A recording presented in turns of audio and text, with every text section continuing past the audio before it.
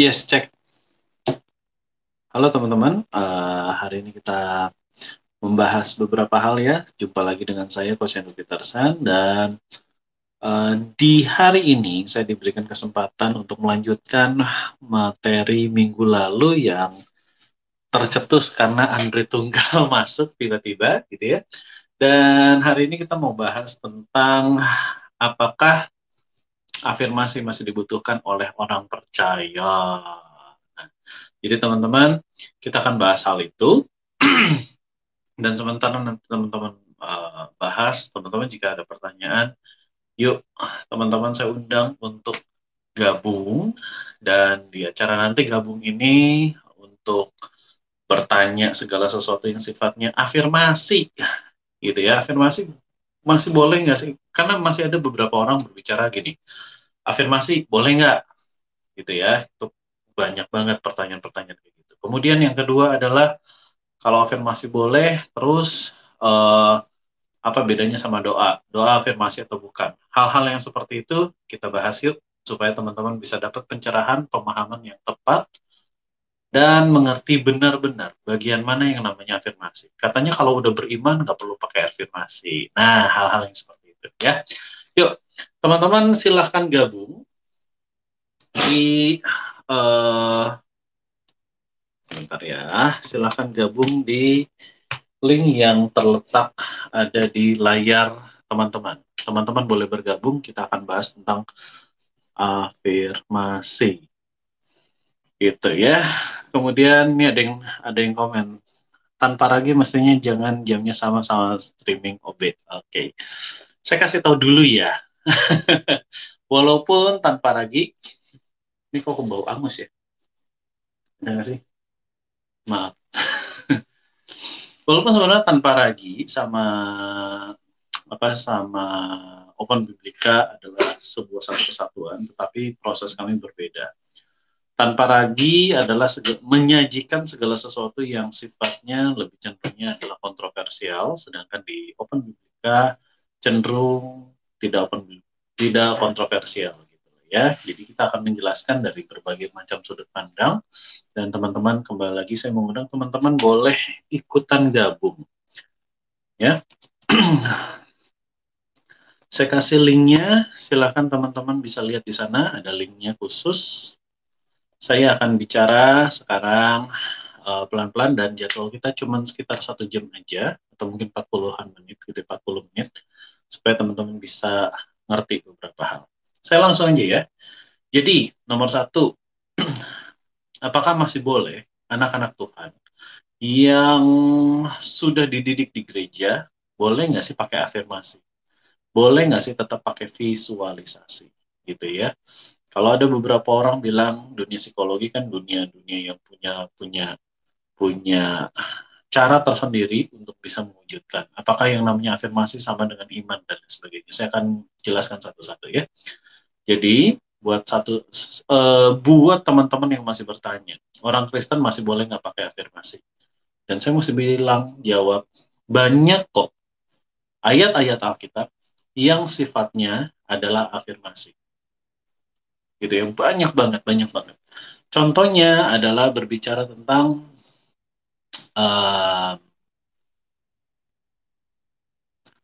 semua indah pada waktunya. Itu adalah berbicara juga afirmasi. Kalau teman-teman baca Amsal, Amsal adalah berbicara tentang hikmat dan kebijaksanaan.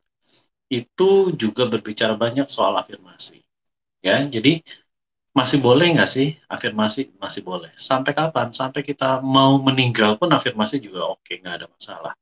Dan boleh dikatakan nyaris setiap hari kita berbicara tentang afirmasi. Itu dulu ya yang pertama. Jadi silahkan teman-teman bisa lihat banyak kok pembelajaran afirmasi yang kita bisa tanamkan ke dalam diri kita, yang kita bisa ambil dari Alkitab. Ya, kebanyakan kalau saya secara pribadi kebanyakan yang bisa jadikan contoh adalah berbicara tentang Amsal. Buat teman-teman, afirmasi juga jangan dipikir bahwa afirmasi saya harus membacakan satu kalimat berulang-ulang ya. Misalnya contoh teman-teman ya, saya hebat, saya kuat, saya asik, saya enak, dan lain sebagainya, hal-hal yang seperti itu. Itu juga boleh, nggak ada masalah. Nah, yang menarik adalah afirmasi nggak harus bentuknya seperti perkataan seperti ini. Afirmasi bentuknya bisa lagu. Contoh, contoh ya, Mazmur 23 yang dibikin sebuah lagu dan teman-teman menyanyikan itu juga merupakan afirmasi. Oke ya, bisa dipahami dulu ya. Kemudian Mazmur 91 itu juga merupakan afirmasi, ada lagunya dan teman-teman bisa membuat itu jadi powernya diri sendiri. Semua bentuk dari pujian penyembahan, apapun lagunya, itu adalah afirmasi. Termasuk, saya garis bawahi, termasuk lagu-lagu dunia. Oke, nah itu juga afirmasi. Nah sekarang teman-teman bisa dipikirkan, bisa dipahami bagian mana dari lagu-lagu yang kita suka, jangan-jangan muncul afirmasi di sana. Contoh ya, misalnya begini.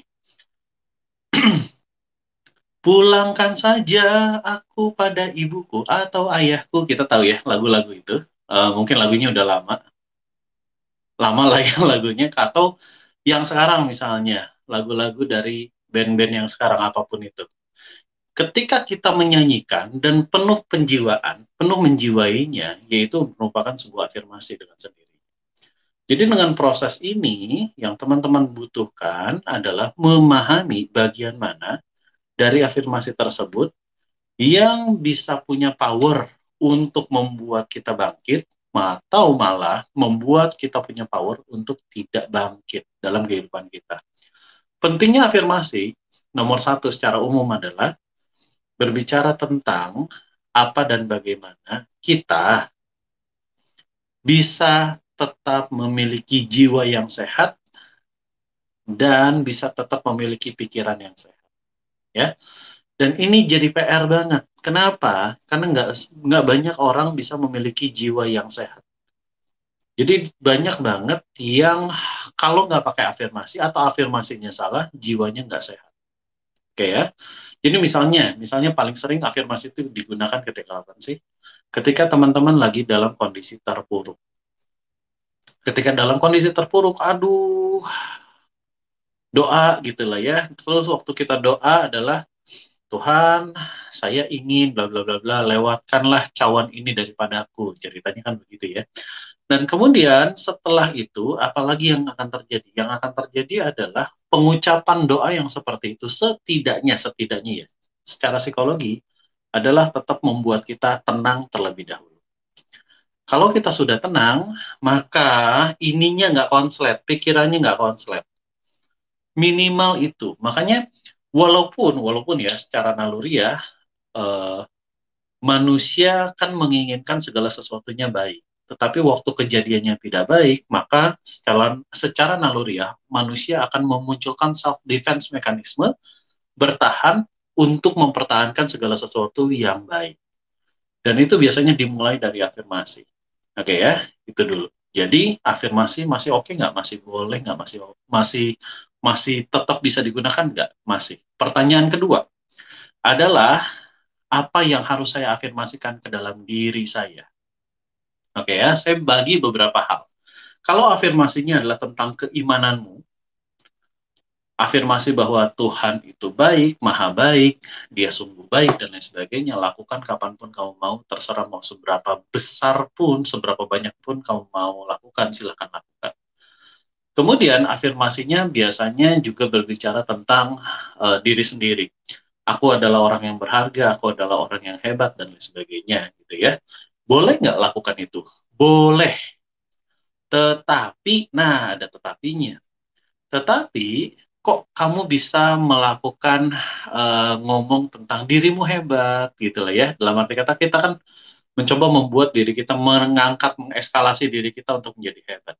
Pertanyaannya adalah, kalau dirimu sudah lewat dari usia 22 tahun, dan kamu belum hebat juga, dalam tanda kutip seperti itu, selama ini kamu kemana aja? Ceritanya gitu loh ya. Tapi kan nggak bisa dibilang serta-merta selama ini kemana aja, kok nggak hebat-hebat sih? Gitu. Nah, kebanyakan afirmasi yang harus teman-teman tahu, teman-teman garis bawahi adalah afirmasi justru akan memunculkan mental block berikutnya. Mental block adalah berbicara hal-hal yang membawa dirimu punya mental itu isinya pikiran dan emosi, secara mudahnya aja, untuk tidak mudah berkembang. Justru kalau berkembang, malah terjadi sesuatu di situ. Ya, dan ini terjadi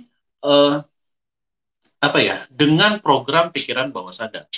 Jadi si pikiran bawah sadar ini begitu dia sudah terbentuk sebuah mental tertentu, dia akan berusaha dengan segala cara untuk membuat dirinya tetap eksis dan tidak bisa membuat dirinya digantikan oleh program yang lain. Jadi kalau misalkan ada afirmasi nih, misalnya contoh ya begini. Contoh konkretnya adalah misalnya teman-teman pada saat ini sedang terpuruk, misalnya gitu ya. Kemudian kita lakukan afirmasi, ya saya pasti bisa melakukan dan melewati masalah saya ini. Bagus nggak? Bagus ya. Nah, berikutnya adalah setelah bagus, maka yang muncul adalah malah adanya perasaan nggak enak. Muncul pemikiran minimal begini, benar nggak ya saya bakalan membebaskan diri, saya bakalan berhasil melewati ini semua. Gitu ya, cenderung muncul pemikiran itu. Nah, yang jadi masalah adalah setelah pemikiran itu, apakah kita benar-benar akhirnya bisa terbebas? Biasanya malah makin parah. Kenapa? Karena afirmasi kita itu menunjukkan bahwa memancing program yang paling dalam dirinya kita, program paling senior dirinya kita untuk bisa membawa kita pada alasan-alasan kuat yang dulu kita udah pernah lakukan. Jadi afirmasi bisa jadi malah memunculkan mental block yang kita sudah punya dan memperkuat mental block itu. Gitu. Jadi masing-masing afirmasi harus dipahami terlebih dahulu supaya teman-teman bisa ngerti nggak semua afirmasi bakalan bagus. Ya. Berikutnya ada afirmasi tentang keuangan. Tapi sebelum itu saya sudah kedatangan tamu dan namanya Luminto ya. Halo Pak Luminto.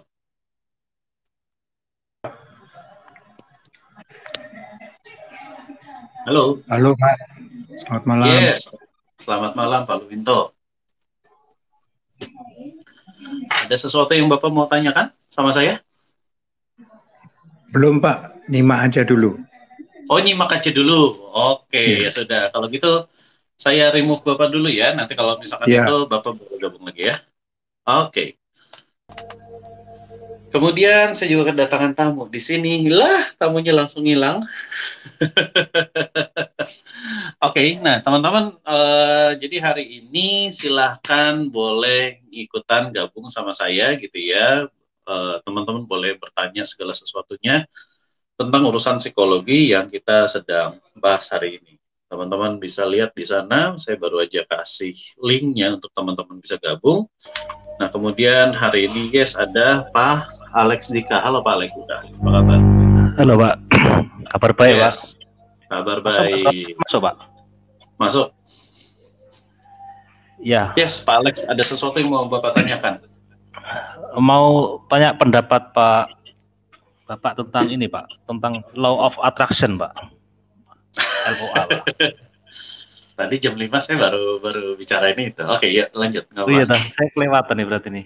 Kelewatan ya? Oke. Di mana Pak? Twitter di mana Bapak tadi Pak? Tadi di channel saya pribadi. Oke, apa yang Bapak mau tanyakan soal Law of Attraction? Ya pendapat Bapak aja sih, itu gimana sih ya, sesat atau gimana sih ya gitu. Oke, sebelum saya jawab, saya penasaran dulu sama pemikirannya Bapak. Bapak kenal Law of Attraction dari sejak kapan? Sejak 2009 Pak. Sejak 2009. Oke, apa yang Bapak tahu tentang Law of Attraction? Itu baru buku The Secret baru muncul ya? Iya, The Secret 2006 kalau nggak salah ya. Saya kenal 2008-2009 lah ya. 2008, saya sempat praktek juga berkali-kali bisa gitu kan. Kemudian setelah jadi Kristen, maksudnya kan, saya kan sebelumnya bukan Kristen ya Pak. Oke. Jadi setelah jadi Kristen kok ada ada semacam kabar ya, doktrin ya, maksudnya itu sesat gitu loh, maksudnya itu nggak boleh apa gimana ya. Jadi takut juga, saya kan biasanya pakai sih saya biasanya untuk visualisasi. Termasuk pakai yang ini Pak, yang kayak yang gelombang otak itu Pak, yang bisa lebih cepat otak alpha theta. Iya. Pakai voice ya Pak ya. Ya. Voice gitu, lebih cepat masuk ke bawah sadar. Iya betul. Oke, saya jelasin dulu ya. Sambil saya jelasin, nanti Bapak bisa potong kalau tiba-tiba ada sesuatu yang Bapak kurang jelas ya. Oke, jadi teman-teman, kebetulan memang topik afirmasi ini masih ada hubungannya dengan law of attraction. Buat teman-teman yang udah pernah dengar istilah law of attraction, booming, LOA itu booming ketika buku The Secret gitu ya, gara-gara buku The Secret by Rhonda Byrne, kemudian muncul buku spesialis yang menjelaskan LOA by Michael J. Lozier kalau nggak salah. Kemudian padahal sebelum itu ada yang namanya Abraham Hicks gitu ya, dan masih banyak area-area yang seperti itu. Nah, law of attraction itu beberapa orang atau kita bilang beberapa doktrin itu berbahaya, itu sesat dan lain sebagainya. Itu mengandalkan diri sendiri gitulah ya, ceritanya banyak lah yang kayak gitu kan gitu. Tapi saya mau berbicara begini, karena saya mempelajari 12 tahun tentang LOA. Nah, saya lebih putih. Oke.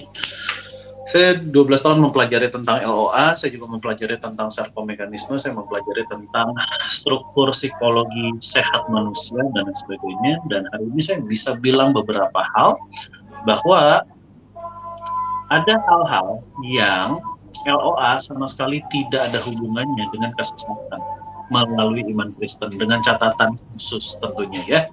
Jadi nggak semua catatan LOA kalau dibacakan begitu aja tiba-tiba jadi bagus, enggak. Nah, yang dibutuhkan adalah begini, law of attraction kan berbicaranya begini ya, ask, believe, and receive. Minta, percaya, dan kemudian kita mendapatkannya. Saya mesti bilang jujur-jujuran aja, nggak semudah itu. Jujur deh, nggak semudah itu. Tuhan, saya minta nih, kita kan doa ya, doa, Tuhan minta A, minta B, minta C, dan lain sebagainya, minta.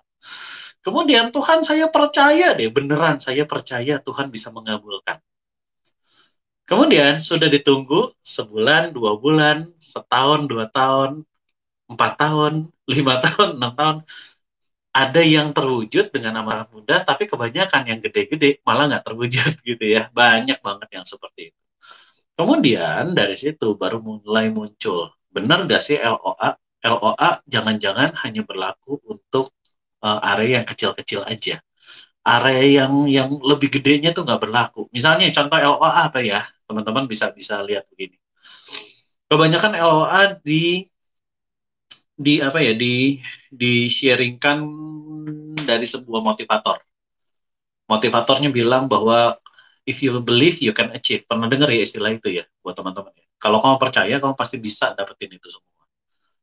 Nah, kemudian dari situlah muncul LOA pelatihan inilah, pelatihan gimana caranya untuk menjadi belief. Wah, mulai diajarin bikin dream board.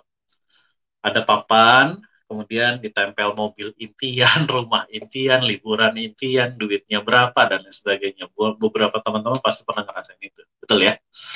Nah, kemudian setelah sekian tahun, katakanlah setelah 5 tahun, dream board tetaplah jadi dream board. Ada beberapa dream board yang memang bagus terjadi, tetapi kenapa kebanyakan dream board tidak terjadi? Mulai muncul tambahin, oh jangan-jangan kamu nggak pernah visualisasi, mulai dibayangkan. Pasti pernah dapetin itu juga. Kemudian nggak cuma sekadar visualisasi, kamu juga mesti berbicara tentang afirmasi, saya mampu, saya bisa mencapai hal itu, gitulah ya. Kemudian ngomong tuh sama diri saya sendiri, saya hebat, saya bisa, rumah adalah impian saya, rumah itu adalah saya, gitu, dan seterusnya, dan seterusnya. Dan kemudian dari situ, kalau nggak bekerja juga, baru mulai muncul, kamu salah LOA-nya nih, jangan-jangan LOA-nya itu bukanlah masalah itu, coba lihat mental block kamu, misalnya begitu ya. Ada nggak bagian dari diri kamu yang selama ini menolak impian-impian kamu. Kan banyak tuh yang kayak gitu. Makanya baru mulai booming lagi pelatihan-pelatihan cara menghancurkan mental block dan lain sebagainya. Aduh, ingatlah, saya masa-masa itu ingat banget. Nah, tetapi setelah itu, apakah benar dari semua pelajaran itu bertentangan dengan firman Tuhan? Saya mesti bilang satu hal. LOA baru akan bekerja ketika kualitas manusianya bagus. Nah, kebanyakan dari kita, kualitas manusianya nggak begitu bagus. Makanya dia mencari yang namanya LOA. Gitu. Misalnya contohnya adalah gini. Selama ini saya sudah bekerja keras, tapi hasil segini-segini aja. Misalnya begitu ya. Udah kerja keras, tapi hasil segini-segini aja. Bukan berarti LOA-nya nggak jalan loh. LOA-nya jalan, tapi ya cuma segitu. Kenapa? Karena kualitasnya cuma segitu. Lalu pertanyaannya adalah gimana cara menentukan kualitas seseorang? Kualitas itu ditentukan pertama kali ketika mereka punya pola pikir apa. Definisi pola pikir adalah mereka punya paradigma apa sih? Paradigma itu adalah berbicara proses dari A, B, C, D, sampai Z, balik lagi ke A, dan terus seperti itu. Gitu ya.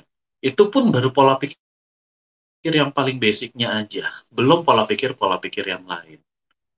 Gitu ya. Jadi, kalau dibilang bertentangan nggak sih sama firman Tuhan, saya mesti bilang sama sekali tidak bertentangan dengan firman Tuhan. Tapi ada catatan khusus di sana. Catatannya adalah bukan mengandalkan diri kamu sendiri.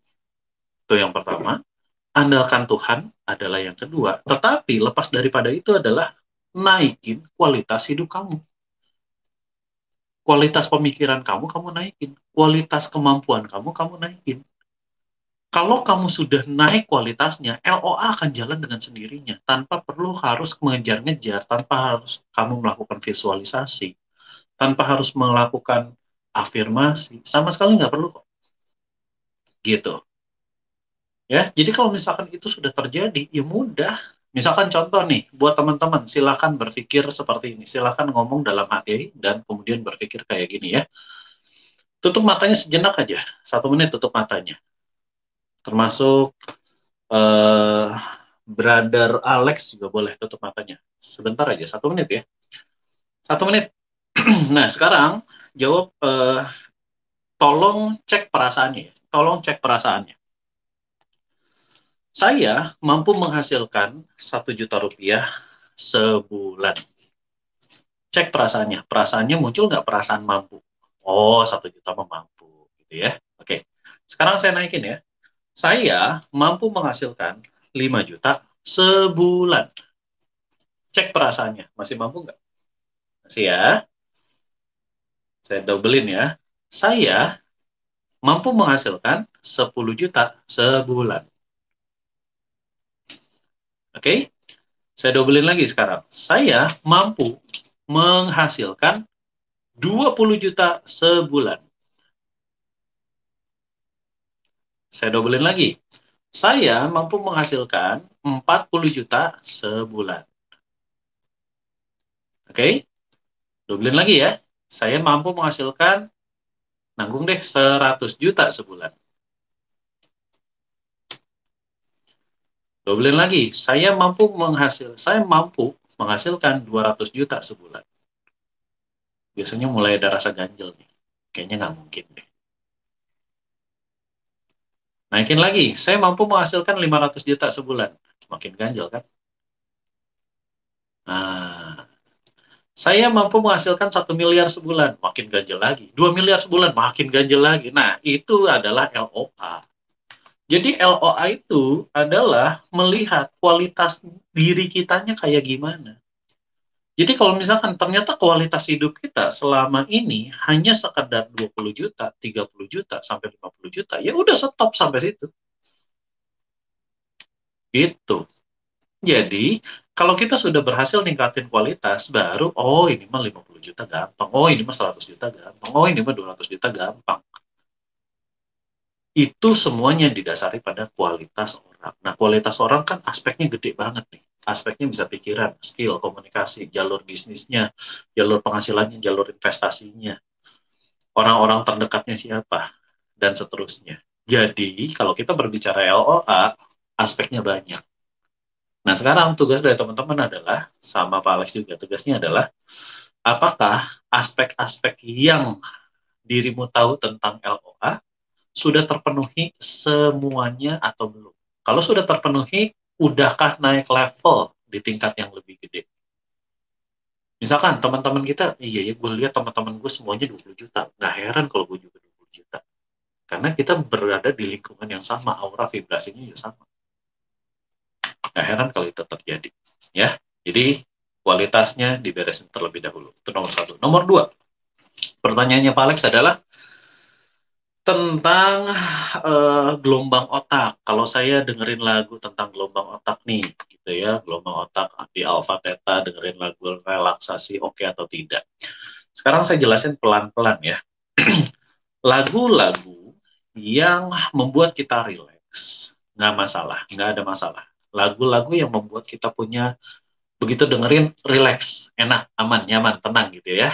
Itu saya mesti bilang nggak ada masalah. Nah, kemudian ada juga musik atau lagu yang kita nggak pernah ngerti. Ini musik apa sih? Suaranya cuma zzz, gitu loh ya. Kayak suara lebah dari jauh, misalkan. Yang kayak gituan, saya saranin nggak usah dipakai. Nggak ada efek. Sama sekali nggak ada efek. Oh, kan ini klaimnya adalah dengan adanya lagu ini, maka gelombang otak kita turun, gitu lah ya, supaya bisa diprogramming. Betul, cara memprogramming orang salah satunya adalah dengan menurunkan gelombang otak dari beta, alfa, ke theta, lalu ke delta. Delta itu tidur ya. Theta itu adalah berbicara kita sadar tapi nggak sadar, kayak reyap-reyap gitu. Tapi apakah selalu seperti itu? Yang namanya reyap-reyap adalah gelombang bawah? Nggak juga, gitu. Tapi singkatnya, kalau gelombang yang kayak gituan, saya sih amat sangat menyarankan lupakan aja, nggak usah di, sama sekali nggak usah digubris, beneran deh, nggak ada efek, gitu ya. Kemudian udah sekarang gimana kalau misalkan ada lagunya relaksasi, terus ada kata-kata subliminal message-nya gitu lah ya. Bisa pengaruh nggak sih? Bisa iya, bisa enggak. Tergantung dari subliminal message-nya apa. Gitu. Tapi so far, sepengetahuan saya, dengan semua teknik yang saya sudah kuasain, subliminal message, cuman sekedar menanamkan benih di kepala kita, di hati kita. Kalau benih itu tumbuh di tanah yang subur, maka benih itu jadi. Masalahnya, kita boleh ngecek nih, definisi tanah yang subur adalah pikiran kita subur gak sih? Pikiran kita siap gak sih untuk ditanam benih itu? Gitu ya. Otak kita siap gak untuk ditanam benih yang sudah dikata-katakan, sudah diafirmasikan melalui teknik-teknik tadi. Kalau memang nggak bisa, ya nggak bisa aja udah. Makanya ada teknik-teknik khusus untuk berbicara tentang afirmasi, subliminal message, dan lain sebagainya. Tetapi saya mesti bilang begini, 90% yang beredar di luar sana tentang subliminal message nggak ada fungsinya sama sekali. Itu mereka cuma jual duit doang. Gitu. Ya, jadi kesimpulannya, mau LOA jalanin nggak ada masalah, tapi ingat LOA itu adalah sesuai dengan kualitas diri Bapak. Kalau diri Bapak makin berkualitas, LOA makin akan jalan dengan sendirinya. Gitu. Ya. Oke, ada pertanyaan lain, Pak? Kalau LOA yang dibilang sesat itu, Pak, itu sesatnya di mana ya, Pak ya? Kalau Bapak pernah dengar dari gereja gitu yang dititik beratkan karena apanya ya? Karena keinginannya. Oke, jadi LOA yang sering banget dibilang sesat itu adalah karena di dunia LOA tidak pernah melibatkan adanya Tuhan. Di dunia LOA hanya ada dirimu dan dirimu aja. Kamu adalah Tuhannya. Gitu. Nggak pernah ada satupun bilang bahwa LOA, ada Tuhan loh, libatin Tuhan dong. Yuk berdoa ya, kebanyakan nggak ada. Gitu. Makanya dibilangnya sesat. Di area itunya aja. Nggak kurang nggak lebih. Gitu.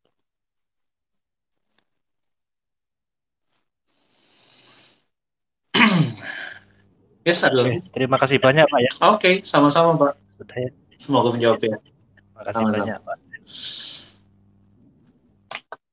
Oke, ini ada beberapa hal nih. Saya kasih ya, definisi LOA dan afirmasi dikasih ya, saya masih awam. Oke, Pak Hao Suishi. Oke. Definisi LOA tuh, jadi bukan definisinya ya. LOA tuh ceritanya begini. Apa yang kamu pikirkan, maka itulah yang akan terjadi. Itu LOA. Gitu ya. Mikirin nih, saya bisa menjual apa enggak ya? Ah, nggak mungkin lah saya jual. Dan tiba-tiba setelah saya menjual, iya tuh kan benar, nggak kejual, kan orangnya nolak saya kan, gitu loh. Itu LOA. Jadi LOA berbicara tentang apa yang kamu pikirkan, itu yang akan terjadi ya. Nah, tapi ini juga masih ada kesesatan definisi. Karena kebanyakan orang taunya LOA ya begitu. Kamu mikirin sesuatu, maka terjadilah. Aslinya nggak begitu. Tergantung dari pikiran mana yang selama ini dominan. Saya kasih contoh ya, manusia itu punya 5 pikiran. Pikiran sadar, bawah sadar, pikiran tubuh, pikiran energi, pikiran spiritual. Kebanyakan LOA hanya mentok di pikiran bawah sadar. Mentoknya cuma di sini. Gitu. Pikiran sadar bisa iya, pikiran bawah sadar bisa iya, tapi kalau ditolak sama pikiran tubuh, ditolak sama pikiran energi, ditolak lagi sama pikiran spiritual, maka LOA langsung nggak jalan sama sekali. Kelihatannya jalan, kelihatannya bagus, kelihatannya dapat momen-momen yang hebat, tapi aslinya mentok sampai situ doang.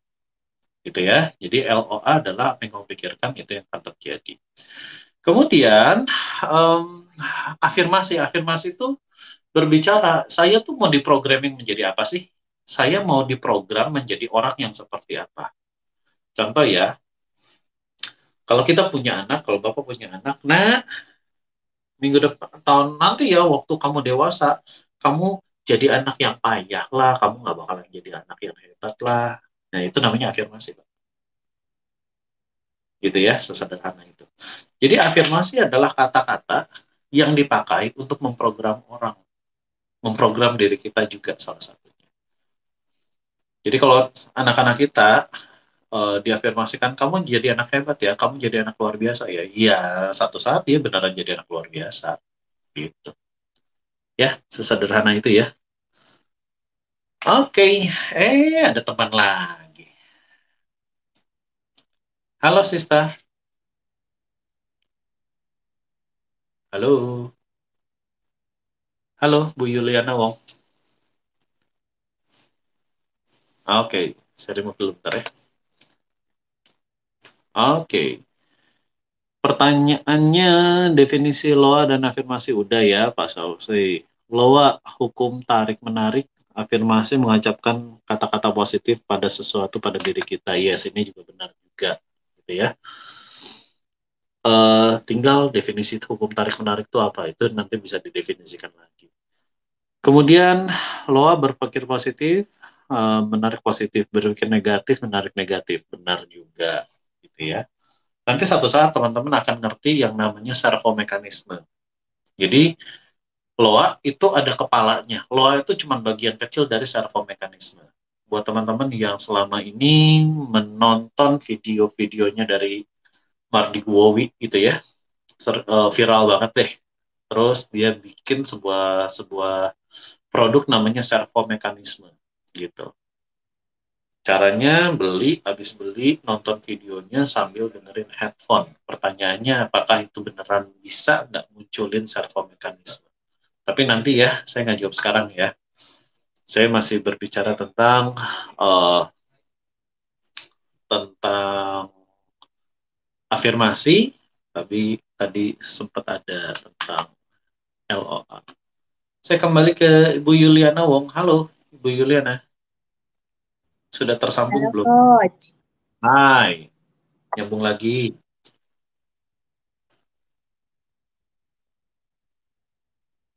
Ada sebuah pertanyaan, Bu? Halo? Halo?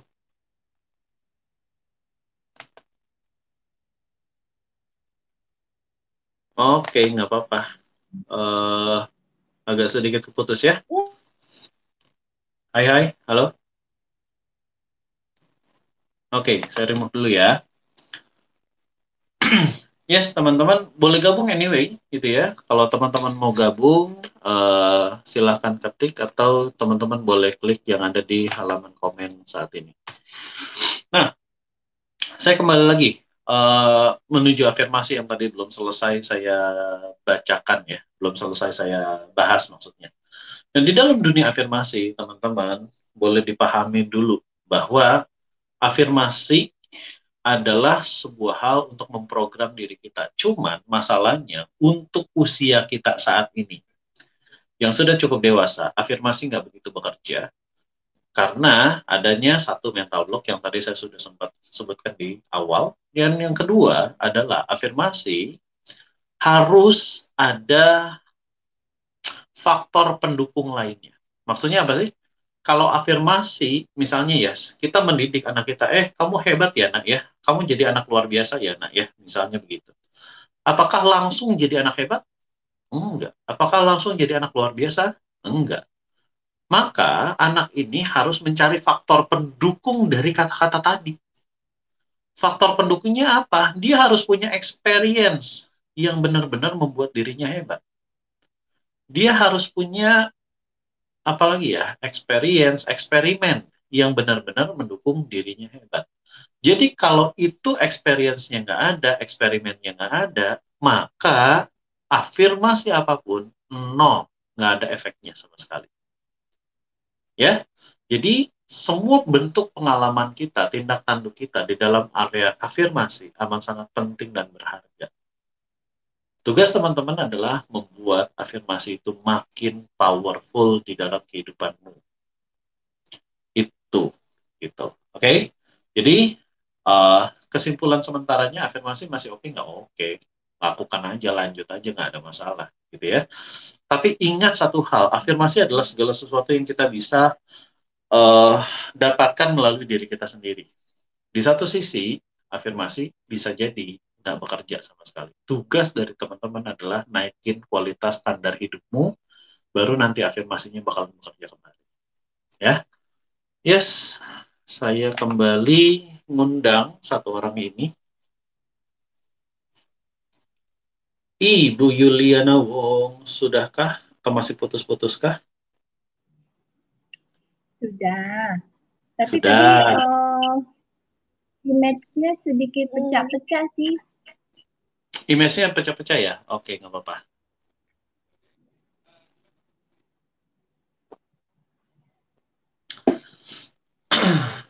Yes, ada sesuatu yang mau Ibu tanyain?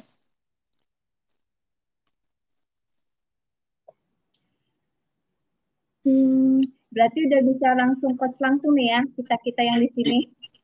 Iya. Japri ya? Boleh. By the way, ini udah live loh ya. Jadi dirimu boleh nanya apapun.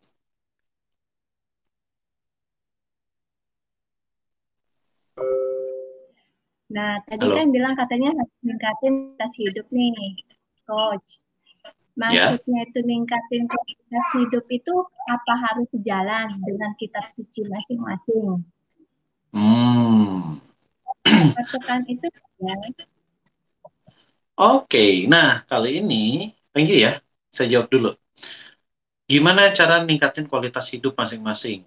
Apakah harus jalan dengan tadi kitab suci masing-masing ya? Atau apalah, saya agak, jangan-jangan saya yang agak salah, tapi singkatnya kurang lebih begini. Mungkinkah seorang OB, office boy, menjadi seorang CEO di dalam sebuah perusahaan? Jawabannya udah pasti bisa kita jawab sendiri ya, nggak mungkin lah. Mungkinkah anak kemarin sore yang benar-benar baru lulus, kita jadikan dia kepala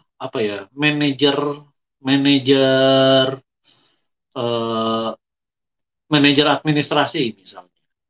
Sedangkan perusahaan yang dia datengin adalah udah 12 tahun berjalan gitu ya. Tentu saja jawabannya nggak begitu cocok. Anak baru kemarin sore gitu, eksperimennya belum ada, kualitasnya masih ditanda tanyain gitu, kualitas kerjanya masih belum tahu, kualitas gaya kepemimpinannya masih belum tahu, kualitas dealingnya juga masih belum tahu gitu, dan seterusnya. Jadi kalau itu yang terjadi, ya anak itu jadi secara naluriah, secara kitanya juga melihat anak itu, ya emang nggak bisa gitu. LOA-nya secara otomatis pasti nggak jalan. Jadi definisi menaikkan kualitas hidup adalah, andai kata kita misalnya contoh ya, andai kata kita adalah seorang entrepreneurship, kita adalah seorang pengusaha. Nah, kualitas apa sih yang harus dimiliki menjadi seorang pengusaha? Gitu. Ada sangat banyak pengusaha ditolak, udah selesai. Ada sangat banyak, saya mau jadi pengusaha, oke, yuk jadi pengusaha. Begitu ketemu dengan kondisi-kondisi dan situasi-situasi lapangan yang nggak menguntungkan dia, down langsung, mundur. Ternyata dia jadi pengusaha nggak gampang ya, udah akhirnya mutaber, mundur tanpa berita. Jadi yuk kita lihat yuk kualitas diri kita kayak gimana. Kalau misalkan teman-teman adalah seorang penjual, you are the salesperson gitu ya. Kualitasnya adalah kualitas penjual, berani nggak jual ini secara langsung, berani nggak jual secara tidak langsung, soft selling, hard selling, berani nggak menawarkan lebih banyak kepada orang lain, berani nggak nawarin diskon, berani nggak membuat sebuah ikatan, berani nggak membuat sebuah uh, uh, komitmen kerja sama kontrak jangka panjang tentang apa yang kamu jual gitu ya. Nah itu adalah berbicara kualitas, termasuk kualitas bicaranya kayak gimana, kualitas memperhatikannya kayak gimana, kualitas service excellence-nya seperti apa, masih banyak tuh. Gitu. Jadi sekarang teman-teman boleh ceritanya begini. Aspek apa saja yang dibutuhkan untuk naik kualitas di dalam hal-hal yang teman-teman inginkan? Apakah komunikasi, apakah leadership, apakah strategi, apakah cara melakukan sesuatu, cara menggunakan sesuatu, dan lain sebagainya. Sebutkan semua aspek. Setelah aspeknya teman-teman tahu, sekarang ukur diri teman-teman. Apakah saya berada di sana adalah orang basic, orang intermediate, orang advance, atau orang master? Gitu ya. Kalau misalkan saya ternyata saya menjualnya udah asik nih. Kalau menjual saya udah bagus banget deh. Nah sekarang kalau kamu udah menjual bagus banget, yuk sekarang saya tawarkan kamu menjadi seorang kepala cabang misalnya. Waktu menjadi seorang kepala cabang, berarti leadership kamu kan harus teruji, terasah. Gitu. Nah, leadership kamu ukur. Apakah kamu masih basic, intermediate, advance, atau master? Kalau kamu sudah jadi master, enak. Tapi kalau kamu masih basic di area yang lain, ya nggak bisa. Gitu. Dan kamu sendiri yang bisa ngukur. Tapi kalau misalkan butuh bantuan profesional, ya undang konsultan boleh, undang coach boleh. Gitu. Supaya kamu jadi ngerti bagian mana yang kamu bisa terapkan lebih lanjut lagi. Gitu, Sita.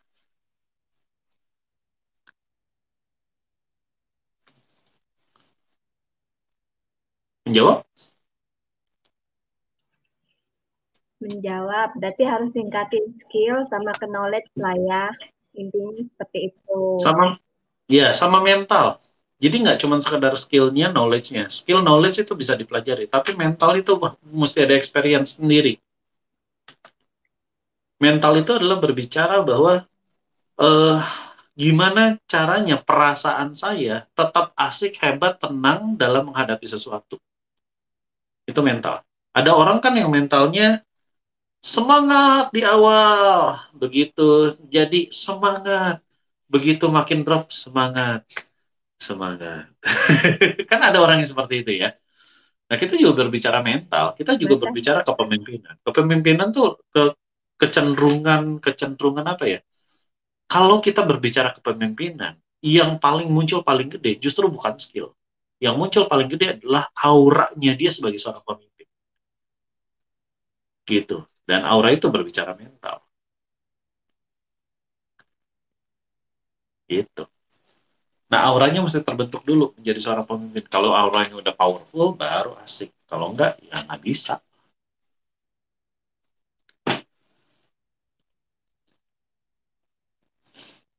Gitu ya. Yes, ada lagi?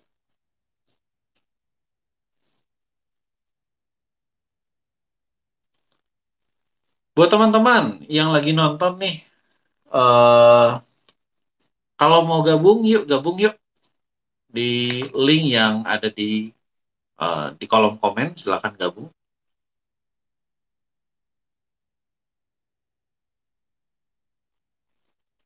Ada pertanyaan lagi, Bu Yuliana?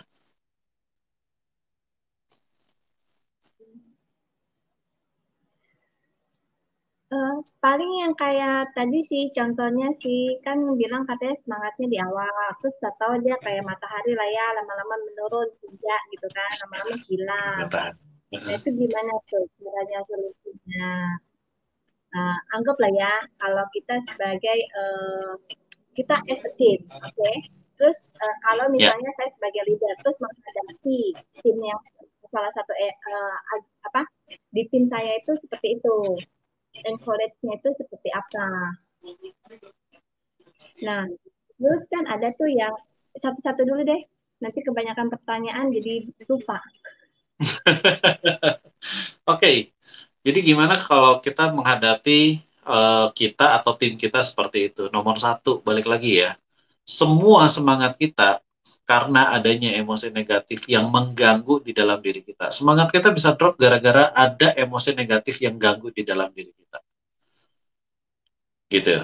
Udah saya riset kemana-mana, udah saya uji coba praktek ke ribuan orang, kurang lebih 2.600 orang sampai sekarang gitu ya. Dan saya mesti bilang satu hal, kalau kamu semangatmu turun, kebanyakan masalahnya adalah karena kamu masih nyimpan emosi negatif yang ada di dalam diri kamu. Itu mengapa orang-orang pertama kali ketemu saya diundang menjadi seorang pembicara gitu di sana, saya pasti bilang satu hal, cuci yuk emosimu, cuci emosimu, cuci emosimu. Kalau kamu udah cuci bersih emosimu, susah untuk mengeluarkan emosi negatif dalam hidupmu, maka kamu sudah punya semangat yang stabil. Nggak pernah lagi ada orang, jebret, ntar naik lagi, jebret, turun lagi. Ntar nggak ada cerita kayak gitu. Gitu ya. Jadi kalau misalkan database tentang emosi negatif yang selalu bikin turun nggak ada, ya kamu akan konstan di sini atau malah naik. Begitu. Makanya cuci emosi. Ya.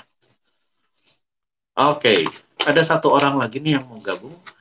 Dan halo, Pak Hikmat. Halo. Pak Hikmat. Halo juga. Nah, ini dia baru muncul.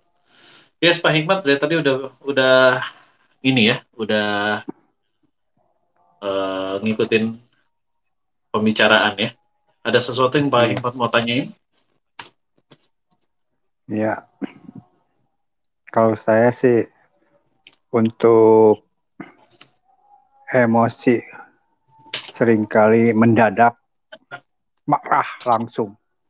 Jadi tadinya nggak niat marah, tapi tahu-tahu ada masalah, lihat marah langsung meledak. Ya. Itu bagaimana tuh dicucinya gimana? Oke. Pak Hikmat tahu channel Tanpa Ragi nggak? Ya, tahu. Oh ya. Cari di channel Tanpa Ragi, ada kolaborasi video saya dengan Tanpa Ragi, judulnya adalah Cara Membuang Emosi Negatif Pembawa Sial. Bapak lakukan teknik yang saya sharing di sana, marahnya Bapak, meledaknya Bapak, nggak akan pernah muncul lagi. Bapak tinggal tonton, Bapak tinggal lakukan praktek yang ada di sana. Ya. Oke, thank you. Oke, thank you juga. Yes, kembali ke Ibu Yuliana. Ada sesuatu yang lain yang mau ditanyain? Kayaknya tadi ada deh. Sebetulnya sih tertarik sama judulnya ya. Jadi afirmasi itu butuh gak kita yang percaya nih kan sama Alkitab gitu kan, sama Bible. Nah itu sih, itu yang menarik sih buat aku gitu. Terus kan ada beberapa yang tadi di bagian depan kan kalau yang udah berumur lumayan, yang kurang muda, itu kan katanya untuk dimasukin di programming di mindsetnya kan gitu untuk afirmasi. Ya. Nah, bagaimana kalau misalnya pegangan dengan Bible gitu, dengan ayat-ayat yang di Bible gitu. Jadi itu pegangan kita. Oke. Untuk menjawab ini, jadi gini loh ya. Saya akan memisahkan dulu afirmasi yang bentuknya spirituality dan afirmasi yang bentuknya menjalani proses kehidupan. Jadi kalau misalkan afirmasi yang kita lakukan dengan ayat-ayat Alkitab misalnya, entah ayat berapapun, Mazmur 23 mulai dari Amsal 1 sampai 31 kemudian apalagi Mazmur 91 apapun gitulah ya. Semua yang kita baca itu adalah afirmasi yang memang untuk menguatkan spiritualitas kita. Ini kata kuncinya adalah spiritualitas. Kalau ngikutin saya beberapa waktu yang lalu di Tanpa Ragi, manusia itu kan punya 5 pikiran ya. Pikiran sadar, bawah sadar, pikiran tubuh, pikiran energi, dan pikiran spirituality. Nah, pikiran spirituality ini ada 2 pikiran sebenarnya. Pikiran tentang roh, tapi di satu sisi juga pikiran tentang semangat. Nah, segala sesuatu yang ada dan kita baca di Alkitab itu adanya di pikiran roh ini, di pikiran spirituality ini. Kalau kita menganggap bahwa Mazmur 91 adalah untuk kemerdekaan diri kita, kita merasa diproteksi, maka itulah yang akan terjadi secara spirituality. Gitu. Nah, tapi hal ini harus sejalan juga dengan pikiran yang ada di dunia psikologi, dunia pikiran bawah sadar. Karena di dunia pikiran bawah sadar adalah dunia yang membuat kita bisa menjalani semua proses yang berhubungan dengan dunia. Contohnya komunikasi, contohnya berhubungan dengan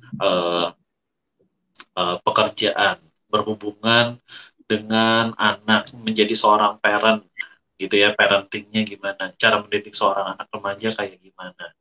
Dan masih banyak-banyak lagi ya hal-hal yang seperti itu. Nah, kalau kita sudah bisa memahami, maka kita akan bisa mengerti bahwa apapun yang saya baca adalah yang di Alkitab ya. Saya baca dengan ayat-ayat Alkitab adalah berbicara tentang kebesaran Tuhan memelihara saya memang sudah ada di dalam diri saya. Gitu ya. Itu jangan diganggu-gugat. Tetapi kalau kita berbicara tentang cara menghadapi komunikasi kita dengan suami, dengan pasangan kita, gitu loh ya, cara menghadapi komunikasi dengan bos kita, atasan kita, cara menghadapi dengan customer, klien yang doyan komplain misalnya, kemudian supplier yang selalu bertele-tele, kemudian antara kita dengan anak, itu adalah semua murni pikiran bawah sadar, udah nggak ada hubungannya lagi dengan pikiran spiritual. Gitu. Jadi secara normalnya saya memisahkan yang dunia spiritual adalah spirituality. Dunia yang waktu kita berada di dalam bumi adalah dunia dalam bumi. Gitu ya. 2 iman ini, 2 afirmasi ini yang akan nanti membentuk iman harus sejalan. Begitu nggak sejalan, kacau deh hasilnya. Gitu. Ada kemarin ini ya, sekitar 2 hari yang lalu, hari Senin, 3 hari yang lalu, saya ketemu satu orang yang dia percaya Tuhan, percaya banget dia dipelihara Tuhan. Tetapi dalam kehidupan nyatanya yang terjadi sama dia adalah dia punya kekhawatiran amat sangat banyak tentang virus corona yang sedang terjadi pada saat ini. Gitu. Jadi hal-hal yang seperti itu, wah, jadi konflik diri akhirnya. Gitu ya, saya nggak cerita lebih lanjut, nanti kalau orangnya udah beres, saya beresin, saya akan undang ke live stream seperti ini, saya nggak tahu kapan beresinnya, tapi setidaknya dia sudah ngelapor bahwa dirinya sudah jauh lebih baik daripada sebelumnya. Itu benar-benar luar biasa deh. Terapinya saya juga harus berjauhan karena dia benar-benar sangat alergi dengan ketemu orang baru, takut kena corona dan sebagainya. Gitu ya. Oke, itu dulu. Yes. Oke. Sudah. Oke. Buat teman-teman, thank you, terima kasih buat ini semua. Oke, satu pertanyaan terakhir, jika teman-teman mau ngobrol, boleh. Satu pertanyaan terakhir, satu pengundang terakhir, boleh.